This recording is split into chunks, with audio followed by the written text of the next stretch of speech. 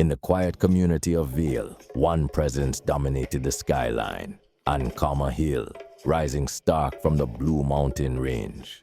Towering and eternally wrapped in mist, it loomed with a solemn stillness, casting its long shadow over the valley below. At dusk, its shadow stretched over the quiet rural town, silent and still beneath the rising stars.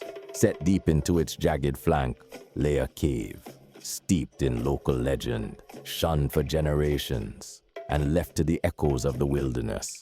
Though listed in the National Cave Registry, Ancomma Cave remained largely untouched. No expedition had ever fully explored, mapped, or assessed its depths. Over the decades, scattered attempts had been made, each one incomplete and inconclusive. Each failure deepened the legend, clinging to the cave as tightly and naturally as bark clings to a tree. Every speleologist who entered the cave either faded into obscurity or retreated entirely from society.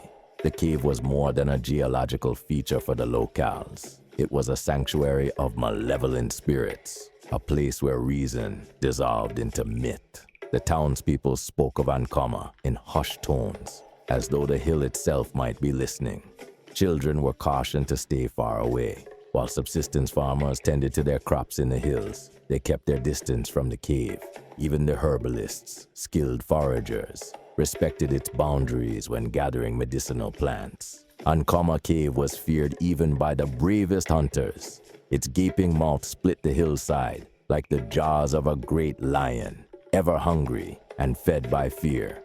Around it, dense foliage bowed inward, the trees curling like a mane of leaves drawn to its presence. The cave inhaled the warmth from the air, exhaling a breath so cold it sent a shiver racing down the spine. Those who entered returned altered, if they returned at all. Their eyes lost their light, their voices frayed to fragile murmurs. Some were found wandering miles away, barefoot and broken, whispering names no one recognized. The people of Vale had long marked the cave's boundary, not with stones or signs, but with stories. Age-old chilling tales that kept even the boldest wanderers at bay. Then one day, Lucy arrived. As a seasoned American speleologist, she carried herself with the calm certainty of science. Determined to explore Ancomma Cave thoroughly, she dismissed the old legends as mere folklore. She offered generous payment to anyone brave enough to guide her to the site. But her offers were met with silence, eyes averted, doors quietly closed, and conversations faded at her approach. The townspeople, steeped in fear and superstition, wanted nothing to do with the cave or with her.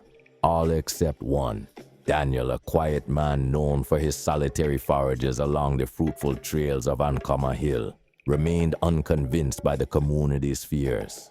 A nature lover and introvert, he found solace in the untouched wilderness. To him, the forested mountain held no dread.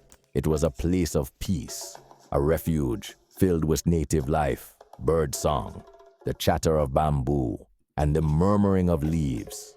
Here, he discovered seasonal food, the soothing music of Mother Nature, and the simple luxury of breathing fresh, clean air. When Lucy learned of Daniel, she sought him out. After some negotiation, he agreed to guide her. Though he had never set foot inside the cave, he knew its exact location. What held him back wasn't fear, but the wild, choking foliage that turned the path into a near impossible maze. Besides, it offered nothing of apparent interest. No fruit trees, no sign of anything worth the effort. One foggy morning, they set off, following winding tracks up the hill. The forest wrapped around them, alive with the chitter of birds and the soft murmur of a nearby stream. Mist clung to the trees, curling between branches like smoke. Every step through the drenched grass left their boots damp with morning dew. Their trouser legs hung sodden, clinging to their skin. Damp dust from the path clung stubbornly to their soles, turning each step into a struggle. Heavy with moisture, slick with decay, the ground conspiring to slow their progress. As they climbed, the forest slowly gave way to light. A golden glow pierced the fog, and the first rays of sunlight soon crowned the mountain in radiant splendor. Lucy paused, awestruck. "The sunrise is breathtaking," she said, her voice filled with wonder. Daniel turned and gave her a quiet, approving smile. For a moment, the legend seemed far away, nothing more than a shadow beneath the brilliance of the morning sky. As the sun rose higher, it spilled golden light across the forest, casting flickering shadows beneath the trees. At a quiet clearing along the hillside, Daniel and Lucy paused to rest. Perched on a broad stone, they soaked in the warmth of the morning sun, their eyes drifting toward the fog that scudded through the valley below like slow-moving ghosts. Amid the picturesque landscape, Danielle offered Lucy a breakfast of freshly foraged fruits. Mango, star apple, custard apple, mommy apple, naseberry, ripe banana, guava, avocado, soursop, and coconut water. By the time she finished, she was stuffed, astonished by the sheer abundance of the hillside. She couldn't help but reflect on how much such an array of tropical fruits would cost her in America, while here they rotted, nourishing the already fertile soil. After a few minutes of silence, they resumed their hike. The trail narrowed, winding through thickening underbrush. The higher they climbed, the more the air seemed to shift, subtly at first, but then unmistakably. Daniel was the first to notice. The familiar melody of chirping birds had vanished, replaced by an unnatural hush. The silence pressed in, so complete it felt heavy, as though the hillside itself were listening. A chill prickled his skin, and despite Lucy's presence behind him, he felt a strange and sudden solitude. An uneasy pressure settled in his chest. Then, without warning, a shiver crawled down his spine, rooting him to the spot. His instincts screamed for him to turn back, to flee. For a man who knew the mountain intimately and feared little, the sensation was alien, paralyzing, but only for a moment. He drew a deep breath, forced his shoulders back, and steadied himself. Daniel was not a man easily shaken. And yet, the fear didn't grip him like panic often did. It settled instead, low and steady in his chest. Not a roar, but a quiet warning, the whisper of intuition. Behind him, Lucy slowed as well, startled by the silence. Her earlier excitement was quickly being replaced by unease. The forested hillside, once serene, now felt veiled in secrecy. With each step, it felt as though she were trespassing into something sacred or forbidden. She brushed off the unease, attributing it to the thin mountain air and a touch of altitude sickness. Still, she couldn't ignore the sensation crawling up her spine, the sense that they were not alone. Catching up, she found Daniel standing motionless, his gaze fixed ahead. "That's the cave, right over there," he said, pointing through a tangle of brambles, his voice calm but distant. Lucy let out a breath, part anticipation, part relief. "Finally," she murmured. They pressed on, undeterred by the oppressive presence. Daniel unshielded his machete and began clearing a path through the dense foliage. Leaves fell in silence as his sharp blade whistled through the tangled green. Then through the thinning brush, the cave revealed itself, a gaping mouth in the hillside, framed by damp stone and twisted roots. Daniel stared at it, uneasy. Something about the darkness beyond the entrance felt wrong. For the first time, he began to wonder if the stories were more than myths. The silence, the fear, it wasn't normal, not here. His thoughts were interrupted by Lucy's quiet voice, laced with awe. "This is epic." She slipped off her backpack, retrieving her camera and notepad. Methodically, she documented the scene, the width of the entrance, the mineral patterns on the rock, the eerie stillness in the air.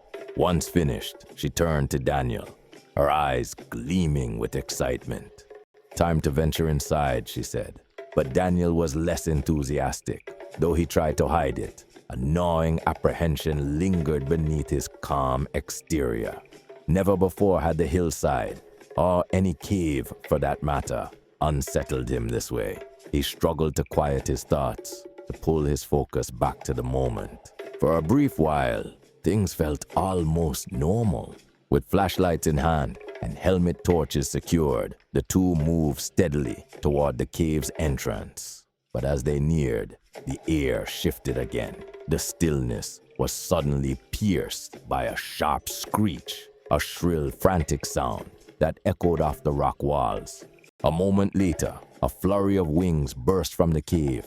Thousands of bats exploded from the darkness, sweeping over them in a frenzy. Instinctively, they ducked, shielding themselves as the swarm raced past. The air pulsed with the rush of beating wings and high-pitched shrieks. They crouched under partial cover for nearly 10 minutes, waiting for the chaos to subside.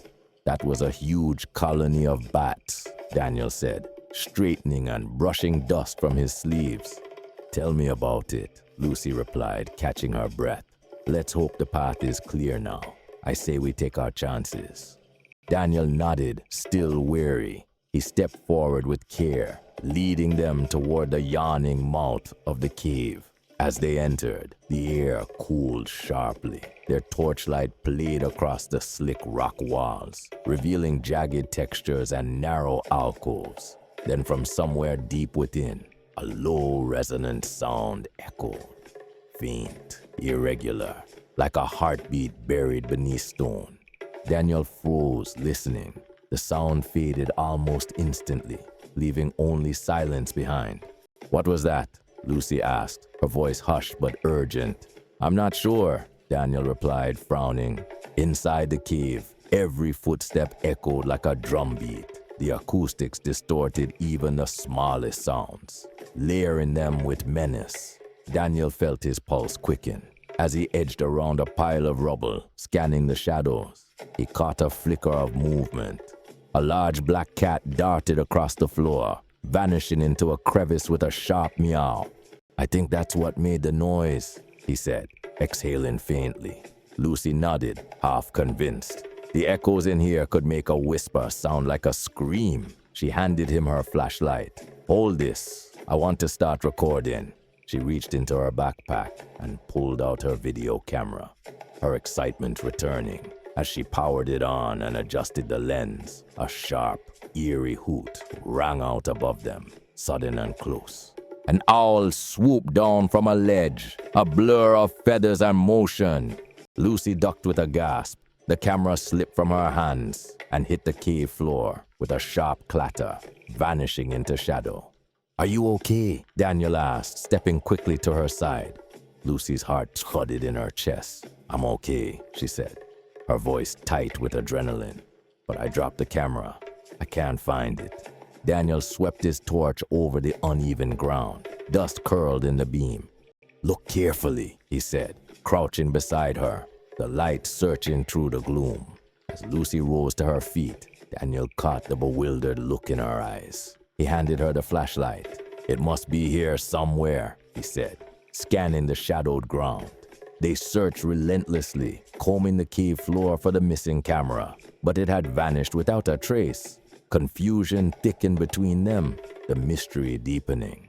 Then something caught Daniel's eye, a carved stone partially hidden beneath moss and dust. Come take a look at this, he called, his voice tinged with unease. Lucy crossed the chamber carefully, her steps echoing, her eyes widened. That's not just a carving, that's an ancient tablet, she murmured, her voice filled with intrigue. She knelt beside the stone, carefully sweeping away the moss and debris to expose a complex pattern of ancient symbols and inscriptions. These aren't any hieroglyphics I've ever seen, she said softly, unease threading her voice. What could they possibly mean? Daniel crouched beside her, his eyes locked on the markings. You're the expert, he said quietly. You tell me. Then a glimmer of red light caught his eye. At the center of the tablet, something gleamed, sharp, deliberate, and ominous, like a silent warning etched in light. What's that? He asked, pointing.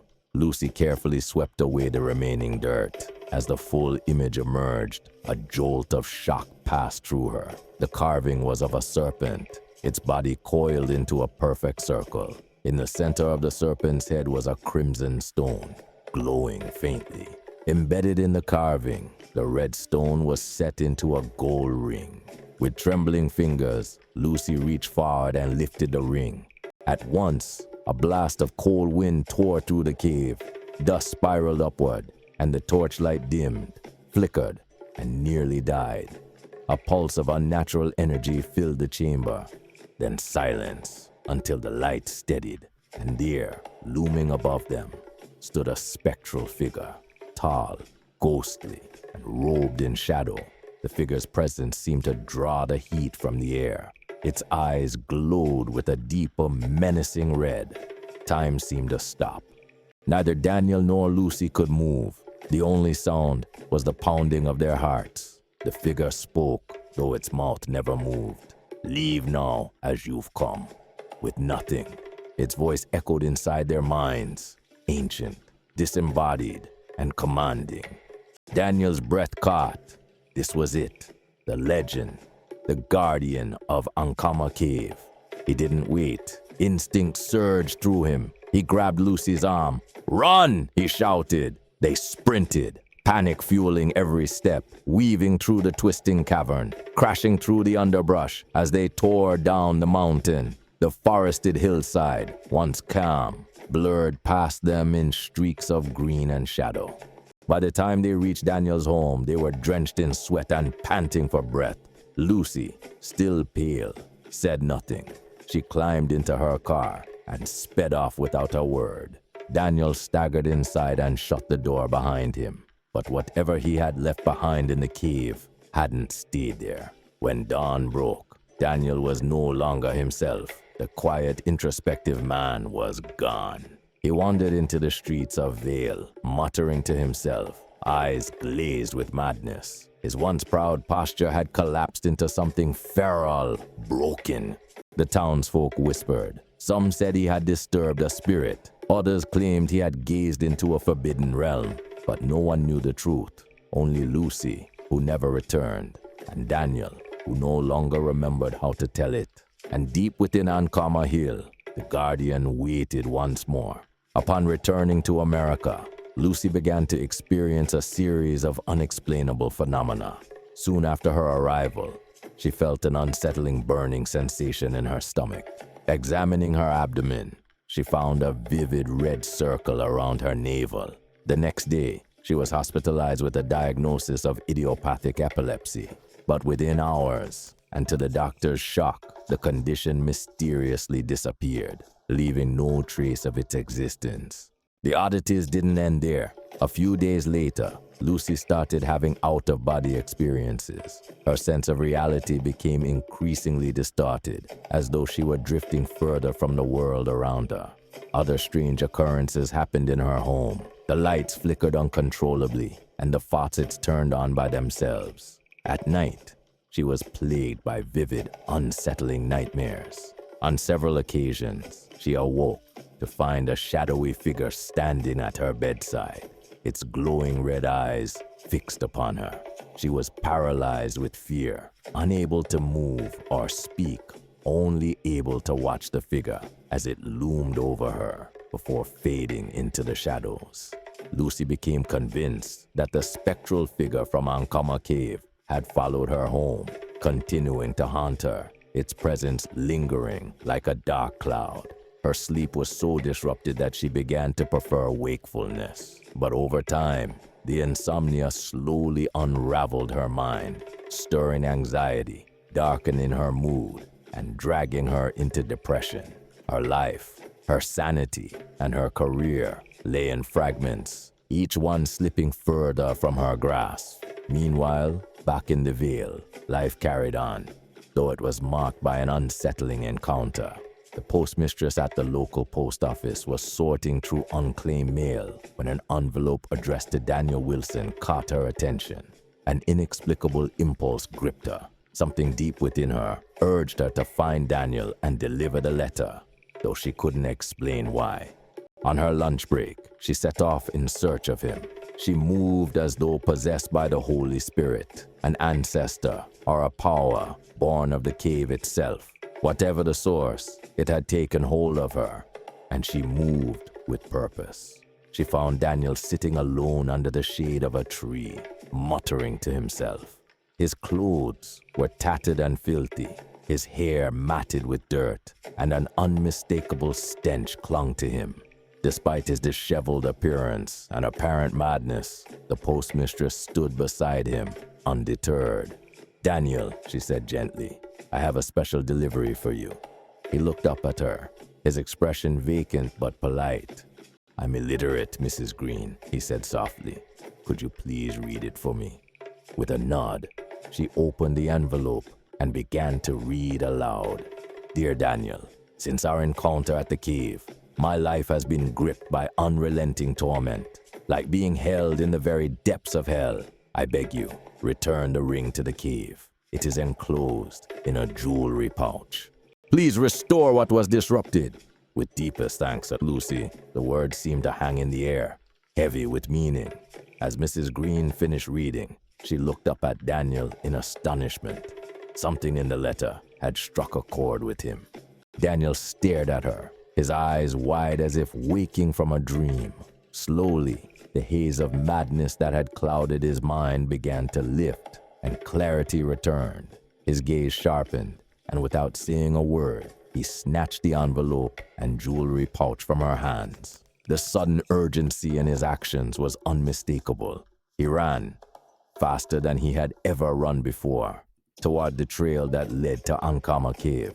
In no time, he reached the cave, his heart pounding with adrenaline. His pulse quickened as he entered, every step echoing through the cavernous space. The ring's red stone glowed brightly in his hand, guiding him toward the stone tablet. Without hesitation, he placed the ring back in its rightful place, the serpent's eye. The moment the ring clicked into place, Daniel felt a profound shift within himself. The madness that had consumed him vanished, replaced by an overwhelming sense of relief. It was as if the cave had released him from its grip. At that exact moment, miles away, Lucy was overcome by an unexpected sense of liberation. The dark presence that had haunted her so relentlessly melted away into nothingness. Her nightmares ceased, and the shadowy figure with the glowing red eyes was gone, leaving behind only a profound, unfamiliar calm. Back in the Vale, Daniel stood in stunned silence, the haze of madness finally lifting. Without realizing it, nearly 5 years of his life had slipped away into oblivion. The two were freed, not just from the haunting of the cave, but from the darker forces that had bound them to its myth. What had once seemed like mere legend had become undeniable truth. Lucy and Daniel, once skeptical and defiant, now knew that some legends were born from a truth far deeper than they could ever have imagined, and the experience had forever altered their lives. Their shared journey through Ancomma Cave, a reminder of the strange and powerful forces that exist beyond the veil of the known world. The moral of the story is that some truths are hidden deep within the mysteries of the world, and confronting them requires both courage and humility. Legends may be born from experiences beyond our understanding, and sometimes the only way to find peace is to acknowledge the power of forces greater than ourselves. Many skeptics have dared to challenge time-honored legends, often at their peril. This emphasizes the importance of respecting the unknown and being open to the possibility that what we dismiss as mere myth may hold deeper, often transformative truths. If you enjoyed this story, please don't forget to like, comment, and subscribe to Word, Sound, and Story, where Troy McKenzie brings real-life experiences to life through powerful,